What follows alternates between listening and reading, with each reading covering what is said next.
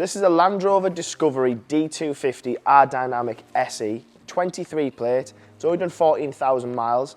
Now it's been a while since we've had one in at this price point. It wasn't so long ago that this car was well in excess of £60,000. It's considerably less than that today. The colour is Eiger Grey, and with it being the R-Dynamic, you've got the contrasting black grills. You've also got the black badges and roof and the mirrors, etc. when we go further around as well.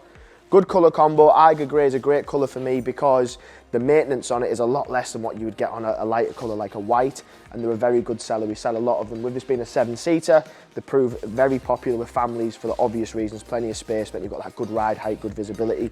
Nice swooping LEDs to the front. Gloss back features to the front splitter, front bumper with it being an R-Dynamic. Two-tone 21-inch wheels, so you've got that darker grey edge, chrome turn to the front as well. And again, they're all in great condition. I like the style. First option that you get as well is the sliding panoramic sunroof. Some of them come with a fixed roof. This one has the sliding roof on it as well.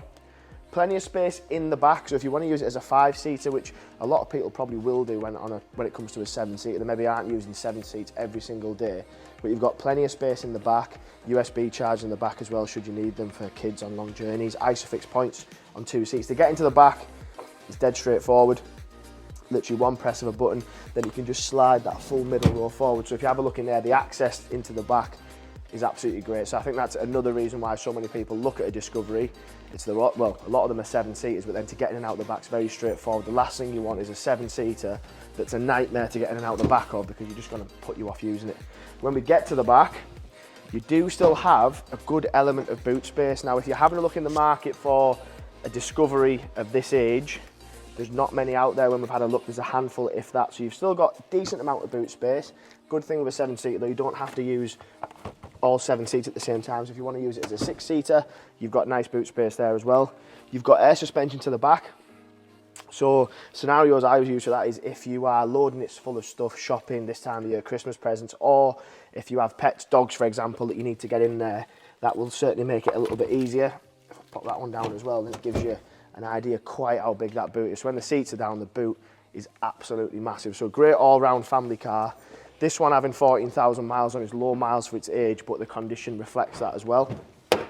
When you get to the front, obviously the SE gives you a lot of spec of standard Meridian sound system. You've got that huge tablet, but those seats are leather, heated and electronically adjustable as well. Memory setting's a big one, especially in my family, because if you've got a couple of people who are driving it, you're not going to argue about who's left the seat in the wrong position and whatnot. The miles are 14,447, so again, low miles for its age. Huge tablet display, which I like, so that contains navigation, media, telephone, but the big one is your 3D camera, so reverse camera, aerial view camera. You've even got a 3D mode, so if you're coming up in size to a Discovery, you don't need to worry, you've got all the parking features you would need. The sliding roof, which we'll show you. If you have a look on the camera behind, you'll notice that the panoramic roof even goes to the rear seats, the third row of seats. Wireless charger, another option, but then you've got your standard USB charge as well if you need them. Underneath the armrest, you've got plenty of space, more USB chargers, everything you would possibly want from a family SUV. Adaptive cruise, lane keep assist, so again, the tech features which you would want. And then up in here, you've got things that probably Discovery customers and owners maybe don't use too often, but you've got weight sensing, low traction launch, stuff like that. So these do have the ability to do a lot more than probably what they use for on the daily. So if you are the sort of person who does live up a farm track or in a rural area, then it's the perfect car for you. But on the same token, you've got a very good looking car.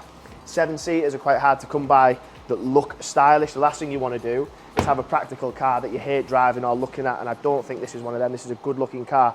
So if you're interested in what is a low availability Discovery, this is available today with ourselves. If you want to give me a call, feel free to give me a ring on the number below. I'll answer any questions that you've got.